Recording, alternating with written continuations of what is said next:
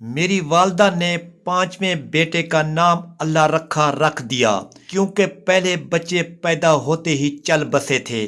وہ ہم سب کو بہت پیارا تھا۔ اماں کی خواہش تھی کہ پڑھ لکھ کر میرا بیٹا بڑا آدمی بنے گا، لیکن والد کہتے تھے کہ دعا کیا کرو اللہ رکھا نیک ہو اور اچھا انسان بنے، کیونکہ جو نیک وہی بڑا آدمی بنتا ہے۔ بڑا آدمی بننے کے دونوں کے ذہن میں الگ الگ تصورات تھے، مگر دونوں اعلیٰ تعلیم دلوانا چاہتے تھے۔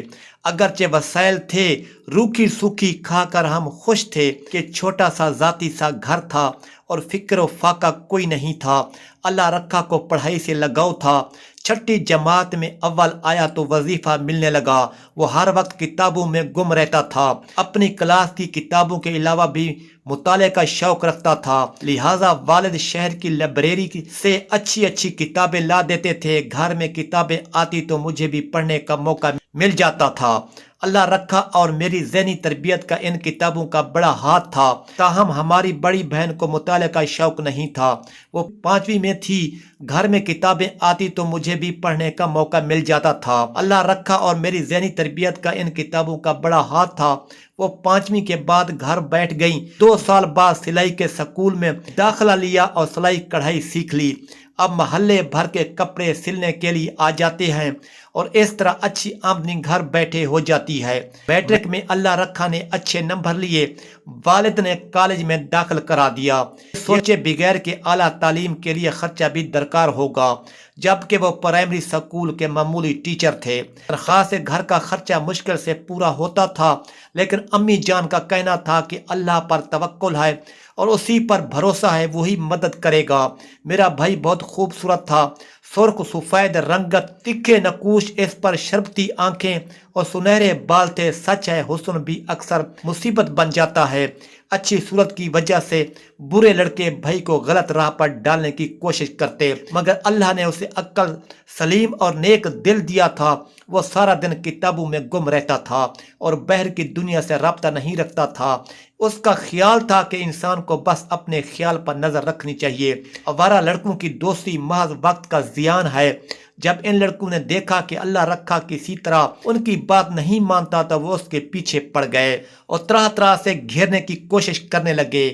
گھر کے پاس ایک پارک تھا۔ اللہ رکھا اکثر پارک میں شام کو آدھا گھنٹہ تازہ ہوا کھانے کے لیے جاتا، وہاں تھوڑی دیر جاگنگ بھی کرتا، بس یہی اس کا اکلوتا مشغلہ تھا۔ جب ان لڑکوں کو پتہ چلا کہ اللہ رکھا پارک جاتا ہے تو وہ وہاں بھی آنے لگے اور اسے پریشان کرنے کی کوشش کرنے لگے۔ بھائی نے پارک جانا بند کر دیا۔ دوستی کرنا بری بات نہیں، ہر آدمی کا کوئی نہ کوئی دوست ضرور ہوتا ہے، لیکن یہ لڑکے دوستی کے لائق نہیں تھے اور ان کا کردار ٹھیک نہیں تھا۔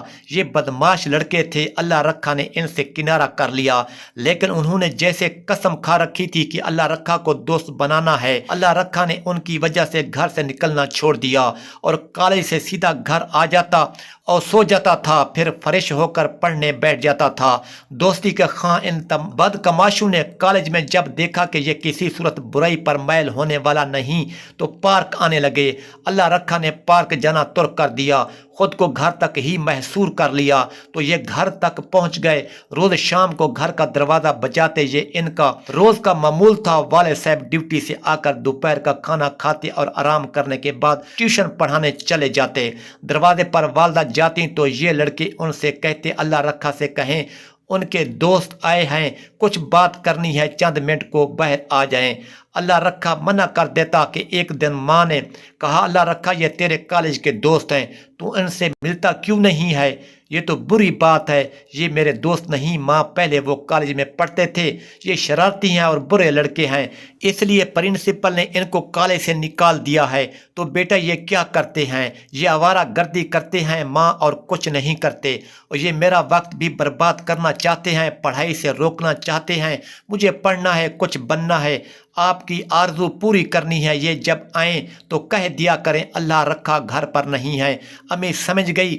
اب جب وہ در پر بلانے آئے آتے تو امی کہہ دیتی اللہ رکھا گھر نہیں ہے، وہ ٹیوشن پڑھنے گیا ہے۔ اماں گھر کا کام سنبھالتی اور نرگس باجی دن رات سلائی مشین چلاتی۔ ابا رات گئے تک ٹیوشن پڑھا کر گھر لوٹتے تاکہ اضافی آمدنی سے اللہ رکھا کی تعلیم جاری ہو سکے اور اسے کسی قسم کی پریشانی نہ ہو۔ میں ان دنوں 7ویں پڑھ رہی تھی اور خاصی سمجھدار تھی، لیکن یہ اماں نہ سمجھ پائی تھی کہ بھائی ان لڑکوں کی دوستی سے کیوں کتراتا ہے۔ جب وہ دروازے پر دستک دیتے اللہ رکھا بھائی کے چہرے پر خوف کے سائے لہرانے لگ جاتے۔ کیا خبر وہ بھائی کو دھمکاتے ہوں گے، اگر دوستی نہ کی ہم دشمنی کریں گے۔ اللہ رکھا گھر والوں کو ایسی کوئی بات نہیں بتاتا تھا جیسے اماں ہم پریشان ہوں۔ وہ صرف نماز پڑھنے کے لیے گھر سے نکلتا تھا۔ اس نے خود کو گھر میں نظر بند کر لیا تھا۔ ایک روز والد صاحب نے پوچھا اللہ رکھا تم کالج کے علاوہ کہیں آتے جاتے نہیں ہو بیٹا؟ شام کو تھوڑی دیر کے لیے پارک چلے جایا کرو، گھر میں رہ کر تمہاری صحت متاثر ہو رہی ہے اور رنگت بھی پیلی پڑتی جا رہی ہے، کوئی پریشانی ہے تو بتاؤ۔ کوئی خاص پریشانی نہیں ابا جی، لیکن پارک نہیں جا سکتا، چند بدماش لڑکے میرے پیچھے پڑ گئے ہیں، وہ پارک جاتے ہیں مجھے تنگ کریں گے۔ تو بیٹا شام کو اپنے چچا کی دکان پر آ جایا کرو، میں بھی وہاں تمہارے چچا کے بیٹوں کو ٹیوشن پڑھاتا ہوں، گھر سے کچھ دیر کے لیے باہر نکلو گے تو تمہارا دل بہل جایا کرے گا۔ اب ابو جب دوپہر کے کھانا کھا کر چچا کی دکان پر جاتے تو اللہ رکھا کو بھی ساتھ لے جاتے، وہ اپنی کتابیں ساتھ لے جایا کرتا۔ چاچا کی دکان کے پچھلے حصے میں ایک کمرہ تھا جو آرام کی غرض کے لیے بنایا گیا تھا، وہاں جا کر پڑھاتا تھا اور جب تازہ دم ہونے کو جی کرتا چچا زاد کے ساتھ دکان میں جا کر بیٹھ جاتا۔ رات کو جب ابا گھر آتے تو اس کو ساتھ لے آتے۔ یوں ابا کی موجودگی میں وہ لڑکے بھائی کو ساتھ چلنے کا نہیں کہہ سکتے تھے۔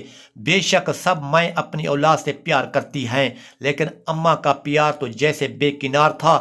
جب تک بیٹا گھر نہ لوٹتا ان کی نگاہیں اور کان دروازے کی طرف لگے رہتے تھے۔ اللہ رکھا بھائی آ جاتے تو روزانہ وہ 2 نفل شکرانے کے ادا کرتی کہ لخت جگر خیریت سے گھر آ گیا ہے۔ کالج سے لوٹنے کا وقت ہوتا تو نظر گھڑی کی سوئیوں پر رہتی، 2 منٹ اوپر ہو جاتے تو بے قرار ہونے لگتی کہ خدا خیر کرے آج تو اللہ رکھا نے آنے میں دیر کر دی۔ وہ دن بھی آ گیا جب اللہ رکھا نے اچھے نمبروں سے FSC پاس کر لی اور اسے انجینئرنگ کالج میں داخلہ مل گیا۔ ہمارا شہر چھوٹا سا تھا اور جس کالج میں بھائی نے تعلیم حاصل کرنی تھی وہ قریبی شہر میں تھا۔ ہم سفید پوش لوگ تھے، بسوں میں سفر کرتے تھے، ہمارے پاس گاڑی نہیں تھی۔ بھائی نے بھی بس پر کالج جانا شروع کر دیا۔ پچھلے کچھ دنوں سے اللہ رکھا پرسکون رہنے لگ گیا تھا کیونکہ ان لڑکوں نے اب دروازے پر دستک دینا چھوڑ دی تھی اور اب اللہ رکھا کا پیچھا بھی نہیں کرتے تھے، یا شاید تھک کر ہار مان لی تھی۔ اللہ رکھا بھائی کا ابھی تعلیمی سال تھا اور یہ ہلکی سردیوں کے دن تھے۔ دن کو کچھ گرمی ہوتی تھی لیکن رات کو تھوڑی ٹھنڈ ہو جاتی تھی۔ ایک روز بھائی کالج سے لوٹے تو امی نے پوچھا کھانا لاؤں؟ کہنے لگے پہلے ایک پیالی چائے دے دیں، تھکن ہی ہو رہی ہے۔ یہ کہہ کر بیٹھک میں چلے گئے اور وہاں پر صوفے پر دراز ہو گئے۔ امی کچھ چائے بنانے لگی اور میں کھانا گرم کرنے لگی۔ اتنے میں دستک ہوئی، اللہ رکھا بھائی نے دروازہ کھولا، پھر دروازہ بند کرنے کی آواز آئی۔ چائے بنا کر جب میں بیٹھک میں گئی تو دیکھا اللہ رکھا بھائی وہاں پر نہیں تھے۔ میں سمجھی شاید اپنے کمرے میں چلا گیا ہے، لیکن وہاں پر بھی نہیں تھا۔ چائے کی پیالی میز پر رکھ کر میں واپس کچن میں آ گئی اور امی سے کہا کہ چائے رکھ آئی ہوں، بھائی شاید واش روم گیا ہے۔ کافی دیر گزر گئی، میں دوبارہ کمرے میں گئی تو پیالی ویسے کی ویسے ہی پڑی تھی۔ چائے ٹھنڈی ہو چکی تھی، سارے گھر میں دیکھ لیا، وہ گھر میں نہ تھا۔ امی کو بتایا تو انہوں نے دل پر ہاتھ رکھ لیا، اللہ خیر کرے کہیں وہ کماش آ گئے ہوں۔ ماں کی ممتا تڑپ اٹھی، جانے کب سے ان کو دھڑکا لگا ہوا تھا۔ ان کے گھبرانے کی وجہ یہ تھی کہ بھائی ماں کو بتائے بغیر 101 ہی کلمہ تھا کہ اللہ خیر کرے کب سے وہ بدکماش میرے لڑکے کے پیچھے لگے ہوئے تھے، آج وار چل ہی گیا ہوگا۔ اماں خدا سے خیر مانگو، بھائی کسی دوست کے پاس چلا گیا ہوگا۔ ارے کوئی اس کا دوست ہے ہی نہیں تو کس دوست کے پاس چلا گیا ہے؟ مجھے بتائے بغیر ماں نئے کالج میں کوئی دوست ہو سکتا ہے؟ ہم جماعت بھی تو دوست ہوتے ہیں۔ ہائے اللہ خیر کرے جیسے ان کے کان کوئی اور سن ہی نہیں سکتے ہوں۔ ابا میری ماں کی حالت دیکھ کر الٹے پاؤں واپس لوٹ گئے۔ دوبارہ جہاں تک ہو سکا ابا تلاش کیا، تھانے میں بھی گئے جہاں تک رات کے 8 بج گئے، اللہ رکھا کا کہیں سراغ نہ ملا۔ تھک ہار کر ابو گھر آئے، امی سے جھوٹ بولا کہ ہم جماعت کے ساتھ کسی ٹیوشن سینٹر گیا جو شہر میں ہے، کل اس کا ٹیسٹ ہے، وہ دونوں مل کر رات کو تیاری کریں گے۔ مگر انہوں نے یقین نہ کیا، رات کے بعد صبح ہو گئی، صبح سے شام ہو گئی۔ دوبارہ والد تھانے گئے، جب وہاں سے گھر لوٹ رہے تھے تو گھر کی طرف آتا ہوا ایک شخص ملا اور کہا جلدی چلو، پارک میں تمہارا نور نظر پڑا ہے۔ اس وقت جو ابا کی حالت ہوئی خدا جانتا ہے، مگر انہوں نے دل کو مضبوط کیا، گھر آنے کی بجائے پارک چلے گئے۔ گھر آ کر یہ بات بتاتے تو میری ماں کا کلیجہ شک ہو جاتا۔ دوسرے محلے والے بھی ابا کے ساتھ ہو گئے۔ والد صاحب بیٹے کا حال دیکھ کر برداشت نہ کر سکے اور بے ہوش ہو گئے۔ بھائی کا زخمی جسم خون سے لت پت تھا، ظالموں نے نہ جانے خنجر سے کتنے وار کیے تھے۔ اماں ادھر بن جل مچھلی کی مانند تڑپ رہی تھی، بلا آخر رہا نہ گیا تو سر پر چادر لے کر گھر سے نکل پڑی، کہتے ہوئے کہ اللہ رکھا کہ ابا نہ جانے کہاں رہ گئے ہیں، اب ڈھونڈنے جاتی ہوں۔ اللہ رکھا کو میری ماں جیسے ہی گلی میں نکلی، سامنے سے لوگ آ رہے تھے۔ ہم اللہ رکھا کو لے آئے ہیں، تم اس کو تلاش کرنے اب کہیں مت جاؤ۔ اچھا بیٹا، اللہ تمہارا بھلا کرے۔ کہاں ہے اللہ رکھا؟ اس آدمی نے چارپائی کی طرف اشارہ کیا جس کو لوگوں نے کندھے پر اٹھا رکھا تھا۔ کون ہے بیچارہ؟ کس مئی کا لال ہوگا؟ کیا ہوا ہے؟